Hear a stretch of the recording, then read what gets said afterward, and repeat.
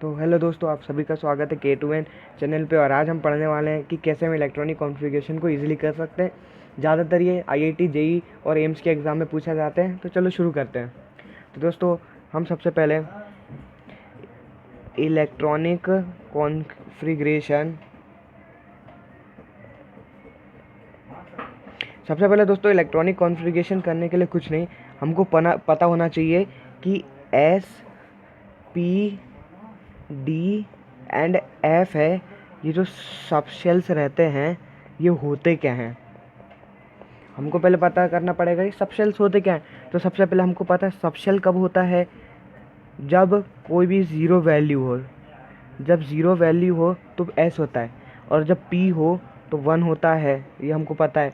और जब डी हो तो टू होता है, और एफ होता है तो थ्री होता है, और आगे जब जी होता है तो फोर होता है। ठीक है, अब हम करते हैं इलेक्ट्रॉनिक कॉन्फ़िगरेशन कैसे होता है। देखिए, हमने पढ़ा है हंस रूल ऑफ मल्टीप्लिसिटी।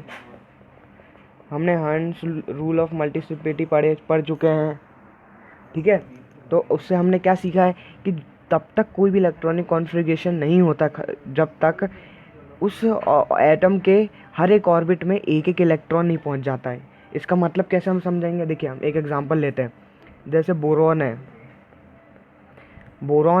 बोरॉन को हमने ले लिया। ठीक है, बोरॉन क्या होता है, 5 होता है, हमको पता है।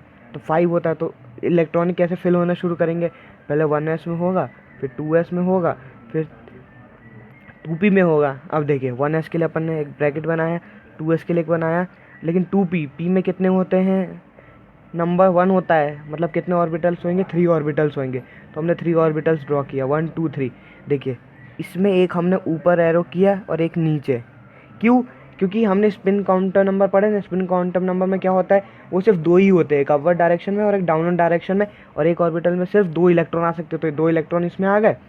अब इसमें आ गया 2 इलेक्ट्रॉन, लेकिन इसमें देखो यहाँ पे एक, यहाँ पे कितने हो गए, 5 हो गए। ठीक है, ये हो गया, इसका हो गया इलेक्ट्रॉनिक कॉन्फ़िगरेशन। अब देखिए हम आगे बढ़ते, आगे क्या आएगा, कार्बन आएगा भाई। कार्बन 6 होता है, तो ये होगा सेम इसी की तरह होगा, ये ऊपर होगा, ये नीचे होगा।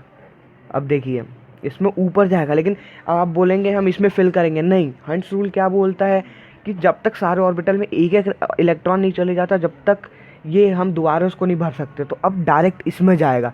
फिर अगला वाला जब नाइट्रोजन आएगा तो नाइट्रोजन में भी सेम होगा, ये लास्ट वाले में आ जाएगा।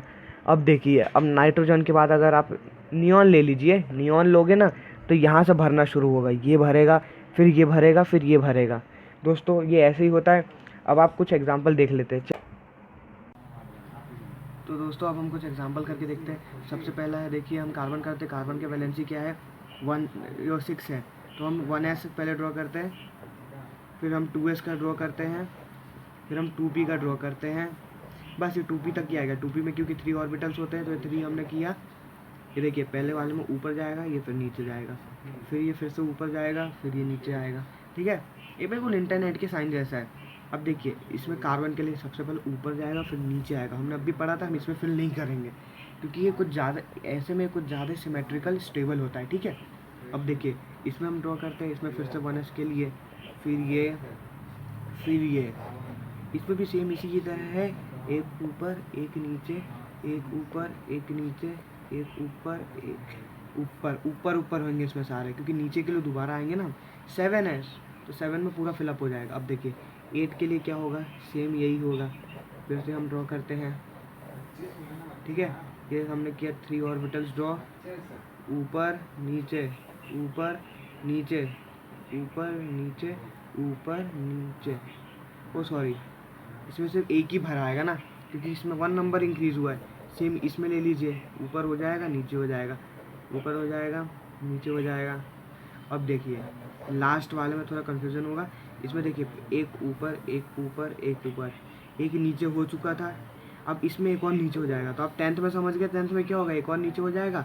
तो ये पूरा फिलअप हो गया, इसलिए हम इसको क्या बोलते हैं, noble gas. Neon is known as noble gas because it is more stable. It is very very stable as compared to this carbon, as compared to carbon, nitrogen and oxygen. तो दोस्तों आपको समझ आ गया होगा कि हम कैसे इलेक्ट्रॉनिक कॉन्फ़िगरेशन कर सकते हैं। बेसिकली नीट और जेई मेंस और एडवांस में ऐसे क्वेश्चन पूछे जाते हैं। अगर आपको क्वेश्चन चाहिए कि कौन सा है, तो उसके ऊपर में मैं बहुत जल्द वीडियो लाने वाला हूँ। तो अगर आपको वीडियो अच्छा लगे हो तो इसे सब्सक्राइब जरूर कर दे। Thank you.